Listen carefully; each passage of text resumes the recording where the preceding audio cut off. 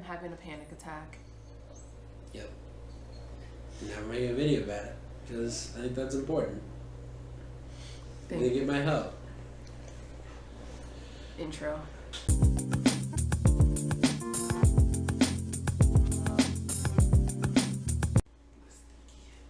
So I woke up today in the middle of the night feeling a little panicky, but I was able to go back to sleep. And then I woke up probably 5:45 or something like that, feeling very panicky and just like thinking about like all the worst decisions I've made, or like decisions that I would improve now, like I wouldn't make the same mistakes, and just like feeling a lot of guilt and shame and just like this tightness in my chest. It feels like I'm drowning. My throat feels like it's closing in on me. I want to like have my body like this in fetal position. It takes a lot of energy to just be sitting up like this. I didn't want to disturb Drew. I didn't want to wake him up until I felt like I need help. So then I went upstairs and... So I sleep with the baby. Do you want to mention when I was touching your shoulder? Yeah, she was touching her shoulder, and I thought she wanted to have sex. And the bed's upstairs. I'm a bigger guy, so there's just absolutely no way that we'd have sex on them, and I was just gonna have to like tell you. But then... Well, so what'd you do? I kind of pretended to still be asleep. So you pretended that he was still sleeping. Well, you were touching me like... Because I don't want to freak him out. Oh, yeah. Well, I was like... She woke me up when she walked in. I thought she was just first of all, I thought you were just going to sleep. Or that it was 7 or something. Oh, yeah. Sometimes... Well, now in the mornings I'll go upstairs, and then we start our day by hanging out upstairs a little bit. Yeah.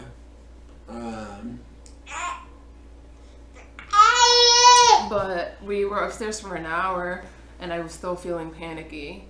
And then I took a shower, and we went for a walk. And that was helping a little bit, but... I would say no. I'd say the walk did not help her. Kind of, maybe a little bit. You were panicking pretty hard on the walk. And then, what, you like... I tried my grounding technique over and over, and today is just really hard. It's just a really pretty bad panic attack, would you say? Yeah. You want to say why? Can you help me with that? You saw her shitty ass brother. Are we gonna say who? Fuck him. Are you serious? Of course. Do you not want to? Isn't that defamation or something? Defamation. He actually hurt and molested you. Defamation is only when you say something that isn't true.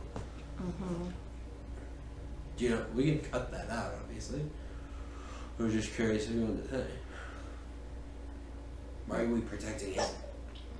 Sure. Well, cat's out the bag.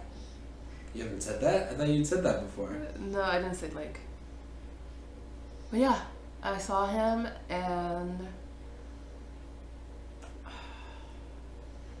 He's a Looney Tune. Drew has his opinions. Has my opinion. Oh, Drew's so harsh about this horrific, terrible brother that you have. Oh.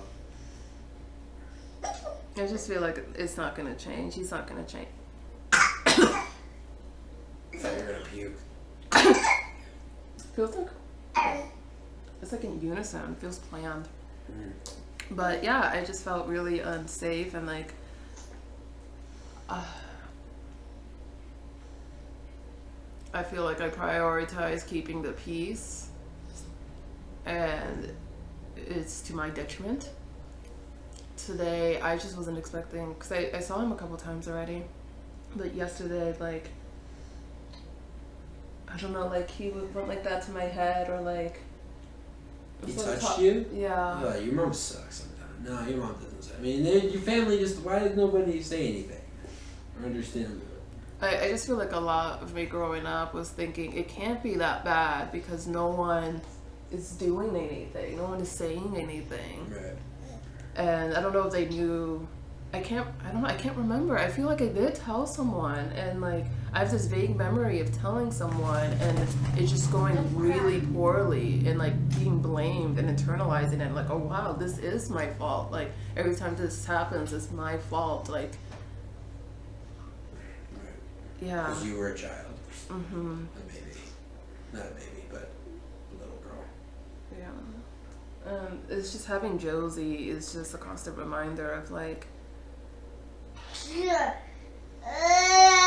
me, it's a constant reminder of, can you stop for 5 seconds, you crazy lady? Of how easily innocence can be taken away. And just how happy she is as she wakes up with a smile on her face. She's always very... Fucking hell, Pixie, come here. do you think she's just Come here, now. I feel like part of this was a part of her plot to get him to move. He moved? Oh, poor baby. I think it was staged. Look how calm she is now. Well, she knows she's in trouble. I think she planned that. Okay, sorry, what were you saying? Like, she's so happy. There's no... She has no worries, really, you know? She just wakes up and is, like, ready to play and have fun, etc. So just, like, you know... Nah. And also, I had my support group yesterday, and in it we were learning the first 3 years of a baby's life, their brain develops 90%, so it really affects what they're going to be like later on. Like if they experience trauma during those ages, it becomes more a part of who they are than if they experience trauma at a different age. Well, all you need to know is that, like, it doesn't matter how old the baby is, some type of trauma can have a long-lasting effect on them and take away their joy. Yeah, and there's like landmark ages, like the first 3 years, and then year 7. Like from 3 to 7, it's like when your brain is learning different, like how to function well, and like this is when like this one stood out the most to me. I mean, there were other things because this is what I experience most troubles with is sexual dysfunction, which seems like a very young age, which I mean would make sense, like if trauma is introduced at that age and it's so young.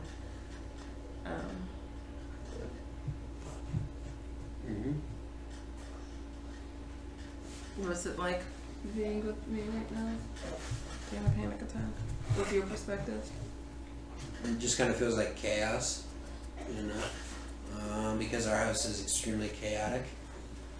We have a reactive Great Dane who's crazy, a loud ass cattle dog. See?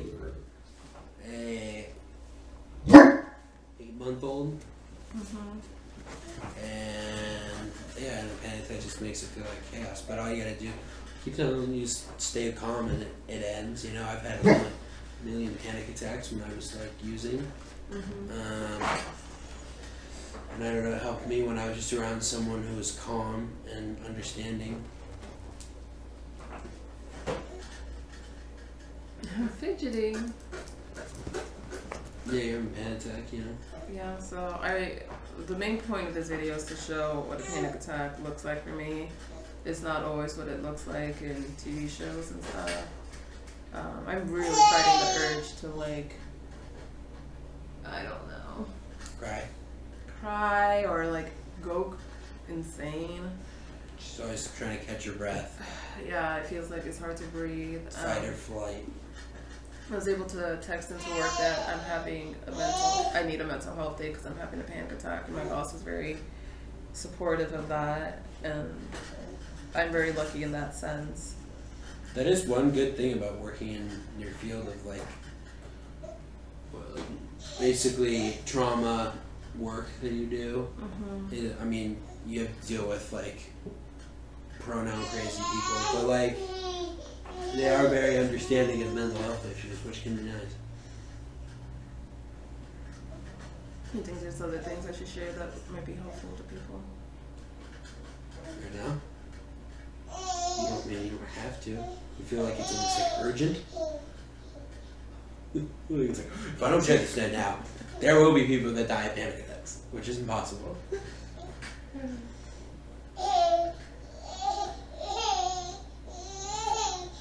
Are you stuck? No, you're not even stuck. What are you crying about? But another thing that I learned in support group is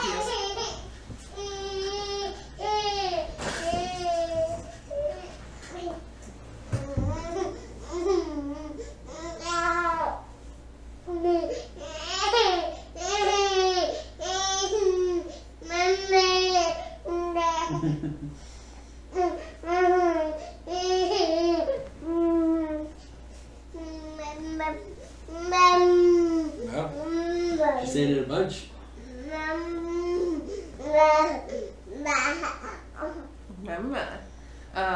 It's not our first word, by the way. she said that a bunch. But the support group yesterday is your child, like if you're hyped up and crazy, like they pick up on your energies basically. Your child picks up on your energy, and I want her to not struggle to feel calm and happy. I would hope it would come more easily to her than it does to me. And me. Big yawn. So that's something that is really. You wanna give it to me?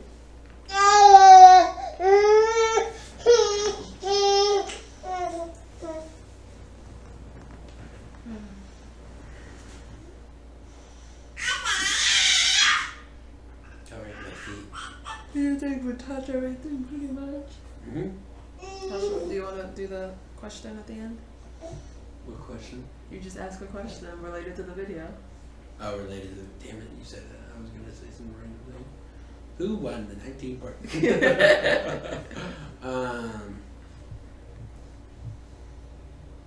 How do panic attacks present for you? Answer in the comments. Yuck. Oh, Josie's gonna knock you over.